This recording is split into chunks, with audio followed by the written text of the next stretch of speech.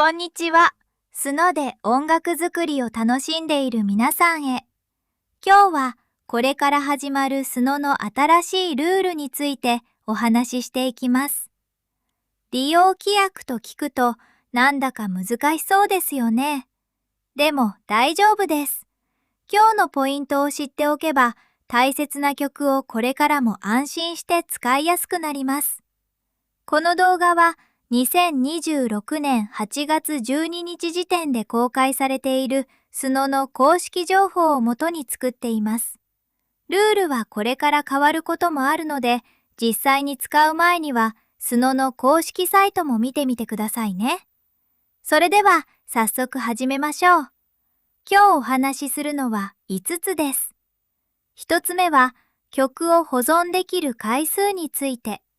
2つ目はお仕事や収益が出る使い方をするときの大切なこと。3つ目は、一度ちゃんと保存した曲はその後どうなるのか。4つ目は、AI で作った音楽と著作権について。そして5つ目は、今のうちにしておきたい準備です。1、曲を保存できる回数に上限ができます。まず1つ目です。2026年9月3日からスノで曲を保存できる回数にプランごとの上限ができる予定です。無料プランでは曲を保存できるのは生涯で合計7曲までです。この7曲は毎月元に戻るわけではありません。有料のプロプランでは1ヶ月に20曲まで保存できます。プレミアプランでは1ヶ月に60曲までです。有料プランの回数は毎月の支払い日に元に戻ります。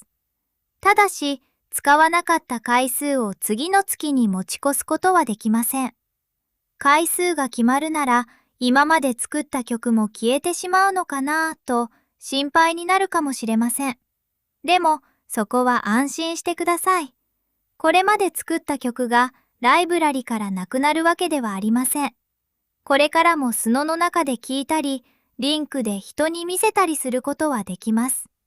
ただし、9月3日からは、前に作った曲を新しく保存するときにも、保存できる回数が使われます。今までに作った曲の中に、これは大事、いつか使いたいと思う曲があるなら、早めに見つけておくと安心です。なお、プレミアプランでスノスタジオを使っている方には、スタジオで作ったものを保存するときの特別な案内があります。また、保存できる回数を使い切った人のために、後から追加で保存できる方法も用意される予定です。2、同じ曲ならいろいろな形で保存しても大丈夫です。保存できる回数に上限があると聞くと、音のきれいなファイル、軽いファイル、歌だけの音、楽器だけの音などを別々に保存したら、その度に回数を使ってしまうのではないかと心配になりますよね。でも、同じ曲であれば大丈夫です。同じ曲をいろいろな形で保存しても、使われるのは1曲分です。例えば、音のきれいなファイルを保存した後に、軽いファイルを保存しても、さらに歌や楽器ごとの音を保存しても、追加で回数が減るわけではありません。同じ曲をもう一度保存するときも回数は増えません。保存に失敗したり、途中で止まったりしたときも、回数には入らないと案内されています。必要な曲を見つけたら、自分が使いやすい形でまとめて保存しておくと良さそうです。3、お仕事や収益が出る使い方をしたいときは、公式の保存ボタンが大切です。3つ目です。ここは今回一番大切なところです。YouTube で収益を受け取る動画に使う、お仕事の動画や広告に使う、音楽を販売したり配信したりする。こうしたお金が関わる使い方をするときには守ってほしいことがあります。有料プランを使っているだけではなく、その曲をスノの公式の保存ボタンからちゃんと保存しておくことです。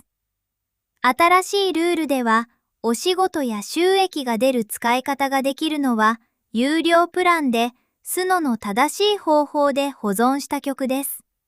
無料プランで保存した曲は、自分で楽しむためには使えますが、お仕事や収益が出る使い方には使えません。例えば、自分の YouTube だから大丈夫と思っていても、動画から収益を受け取るなら、お仕事や収益が出る使い方になることがあります。そんな時は、その曲を有料プランで公式の方法で保存したかを一度確認しておきましょう。そして、もう一つ気をつけたいことがあります。スノのリミックス機能を使って作った曲は、今の新しいルールでは、お仕事や収益が出る使い方ができないことになっています。商用で使いたい曲は、リミックス機能で作った曲ではないかも、合わせて見ておくと安心です。4、画面録画や録音ではなく、公式の方法で保存しましょう。保存できる回数が決まるなら、画面録画をすればいいのではと思う人もいるかもしれません。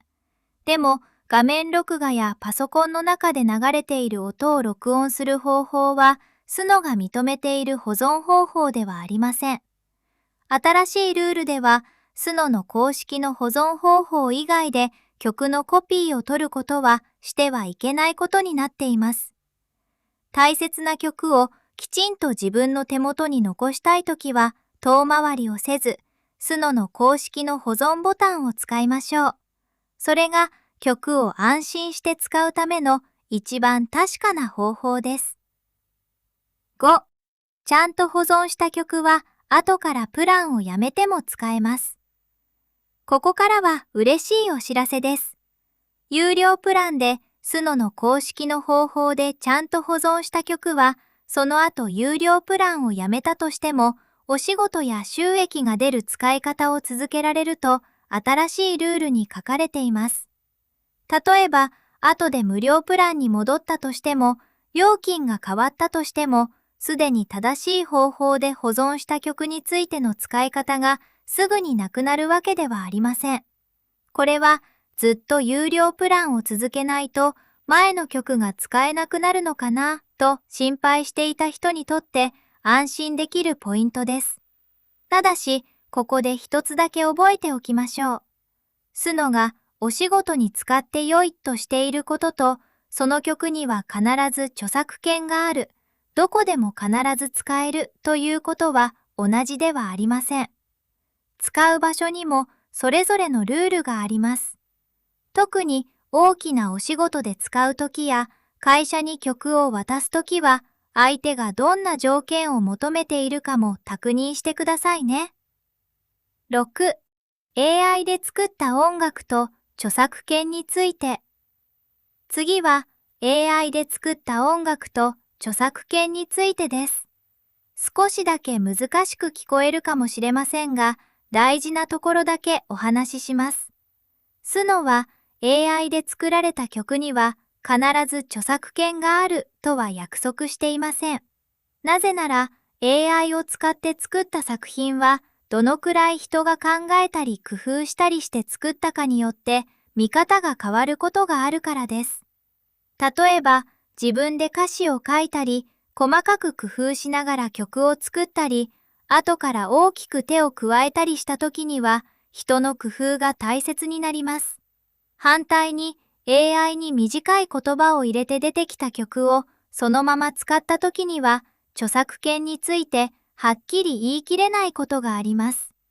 だからこそ有料プランなら世界中で必ず自分だけの曲になるとは思わない方が安心です。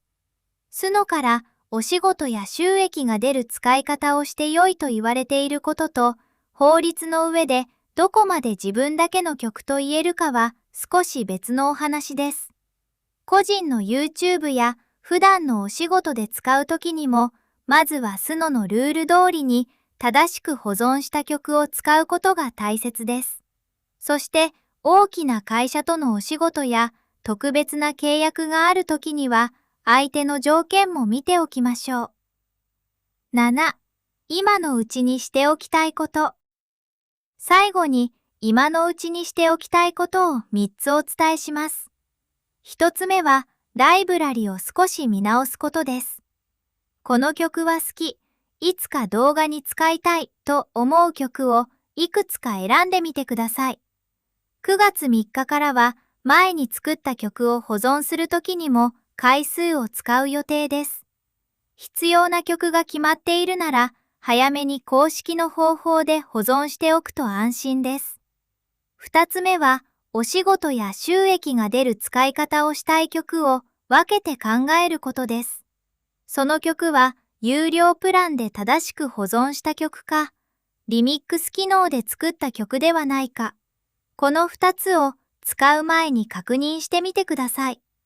3つ目は曲をわかりやすく整理しておくことです。いつ保存した曲か、どのプランを使っていた時の曲か、元の音のファイルはどこにあるか。こうしたことを自分でわかるようにしておくと、後で曲を使いたくなった時に助かります。これは必ずしなければならないことではありません。でも、大切な曲を迷わず使うための小さな安心につながります。年額プランを使っていて、次の年も続けるか迷っている方は、次の更新日の前にアカウントのページを確認しておきましょう。すでに支払ったお金は基本的には戻らない場合があります。気になるときは、スノのアカウント画面やサポートの案内を確認してください。まとめ。